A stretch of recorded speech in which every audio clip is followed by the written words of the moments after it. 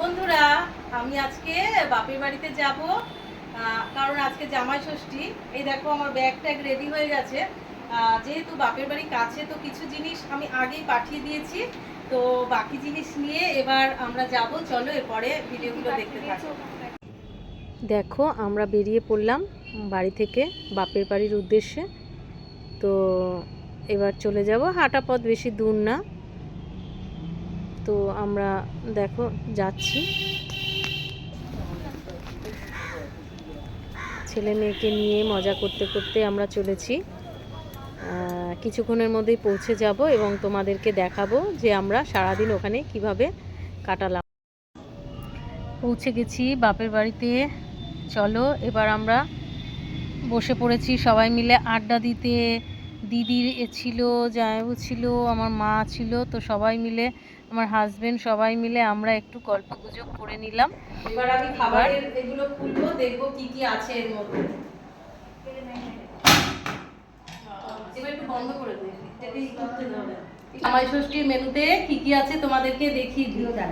একটু আগে ক্যাটারিং এ অর্ডার করা হয়েছিল, ওরা দিয়ে গেল। বলো। আছে বাসন্তী পোলাও, আর আছে এই যে দেখো বাটার পনির, এটা নিরামিষ আইটেম, বাটার পনির।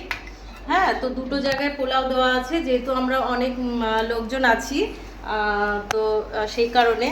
আর আছে দেখো এই যে দিয়েছে স্যালাড, আমিও এইমাত্র এখনই ওপেন করছি, তো তোমাদেরকে দেখাচ্ছি সেই কারণে যে কি কি আছে। আর দিয়েছে এটার মধ্যে কি আছে দেখি তো। ও, এর মধ্যে আছে বেগুনি, এই দেখো। আর এটার মধ্যে আছে বেগুনি, পোলাওয়ের সাথে বেগুনিটা কিন্তু আমার দারুণ লাগে খেতে। আর এটার মধ্যে আছে পাঁপড়। আর একটা মেনু আছে, সেটা তোমাদেরকে দেখিয়ে দিচ্ছি, সেটা না হলে তো খাওয়াটা জমবেই না। এই যে দেখো বন্ধুরা, এই মটন কষা, মটন কষা আছে, মটন কারিও বলতে পারো, বেশ আলু দিয়ে ঝোলটা করেছে ওরা। তো দেখতে তো মনে হচ্ছে ভালোই হয়েছে, খেতে তো দারুণ হবে। আর আমরা এখানেই অর্ডার করি প্রতি বছর, তো এদের কিন্তু রান্না কিন্তু দারুণ। এই দেখো মটন কারি, মটনের ঝোল, এইটা আছে। আর তার সাথে আছে এই যে আমের চাটনি, আর আছে রসগোল্লা, সন্দেশ, আর আছে আম। তো বলো তো বন্ধুরা, কেমন হয়েছে আজকের মেনুটা?